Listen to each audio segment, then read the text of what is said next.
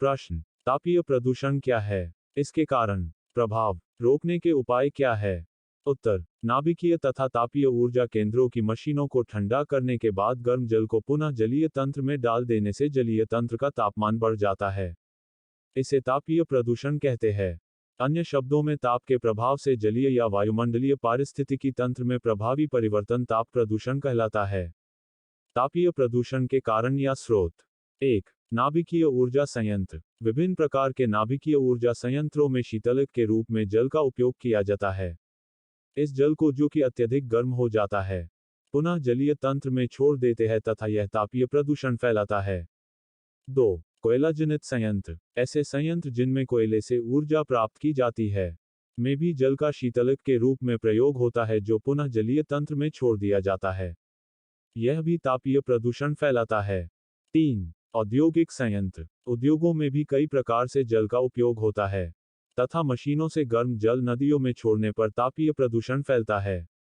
4. Hydroelectric power plant. इनमें जल का उपयोग ऊर्जा उत्पादन में करते हैं। यह जल अन्य की अपेक्षा अत्यधिक गर्म हो जाता है जो कि नदियों में मिलने पर तापीय प्रदूषण फैलता है। जल का प्रयोग दो तरह से होता है। 1. प्रत्यक्ष रूप से ठंडा करना। इसके अंतर्गत जल को जल स्रोत से पंप करते हैं और ठंडा करने के बाद पुनः नदियों में डाल देते हैं। संयंत्र से गुजरने के बाद जल तंत्रों में जल का तापमान 10 डिग्री सेल्सियस तक बढ़ जाता है। 2. परोक्ष रूप से ठंडा करना। इसके अंतर्गत जल को एक बार पंप करने के बाद ठंडा करने के लिए कई बार प्रयोग करते हैं। तापीय प्रदूषण के प्रभाव। 1. विद्युत ग्रहों की चिमनियों से निकलने वाली राख जो कि अत्यंत हानिकारक होती है। यह जहां बरसती है वहां की वनस्पति पेड़ पौधों एवं फसलों को नष्ट कर देती है। 2. ताप विद्युत ग्रह से निकलने वाला ज्यादा ताप वाला पानी उसी स्रोत में मिल जाता है जहां से विद्युत ग्रह के संयंत्र चलाने तथा इन्हें ठंडा करने हेतु जल लिया जाता है। इससे उस जल में पाए जाने वाले जलीय जंतुओं पर प्रतिकूल प्रभाव पड़ता है। कई जलीय जीवन नष्ट हो जाते हैं एवं जलीय जंतुओं हेतु ये शून्य स्थल बन जाते हैं। तापीय प्रदूषण को रोकने के उपाय अथवा सुझाव। तापीय प्रदूषण की समस्या को कृत्रिम शीतलन कुंडों और शीतलन टावरों के उपयोग से काफी हद तक कम किया जा सकता है। तापीय प्रदूषण को रोकने के उपाय निम्न प्रकार हैं। 1. कृत्रिम शीतलन कुंडों या तालाबों का उपयोग।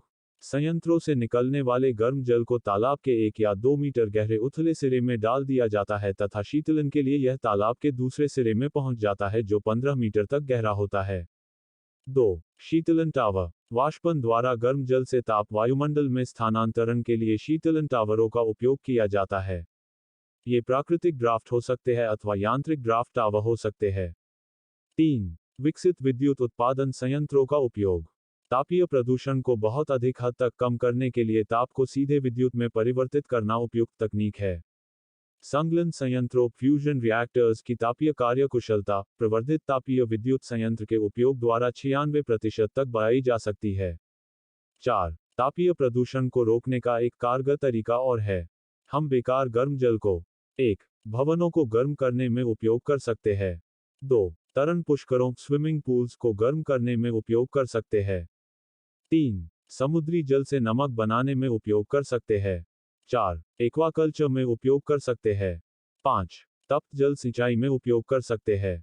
प्रस्तुति समापन। आपका धन्यवाद। Disclaimer: This notes has been made after a lot of research, yet the accuracy of the answers may vary.